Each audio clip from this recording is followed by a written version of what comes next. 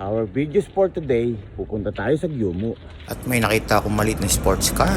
So dire-diretso lang. At ito na nga po, right side daw po. At nandito na tayo sa Gyumu ngayon. Kumuha kaagad ako ng basket at dumiretso sa bilihan ng mga murang gulay.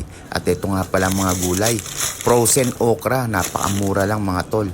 At meron ding ampalaya frozen. Yan, napakamura lang. Siyempre kung nagtitipid ka at kulang sa budget, sa mura ka na, di ba? Ganon din naman ang lasa. Pare-parehas lang kahit frozen. At marami pang iba-ibang klase mga gulay dito na naka-frozen. At sunod naman natin ang mga butaniko o mga karne ng baboy. Meron sila ditong tenga ng baboy, bituka ng baboy, buntot ng baboy, paa ng baboy, tapos mga buto-buto. At meron din sila ditong liempo ng baboy na may balat. Yan madalas kong binibili. At marami pang ibang mga klase dito ng mga karne ng baboy.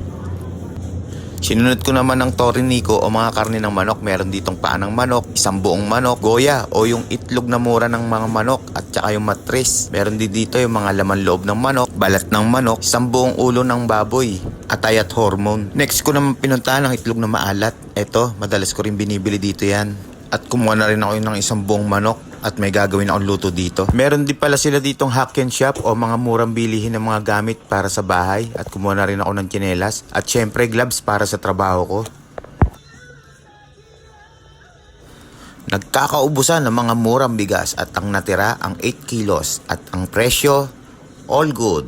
6,680 yen. At magbabayad na po tayo para hindi na tumagal.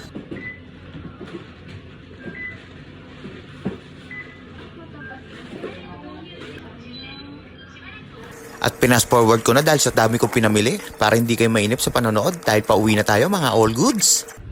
So tapos na tayo mamili mga kalods.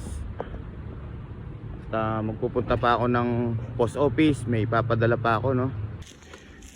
April Fools. Simula na rin ang pagtubo ng mga bulaklak ng mga sakura o cherry blossom.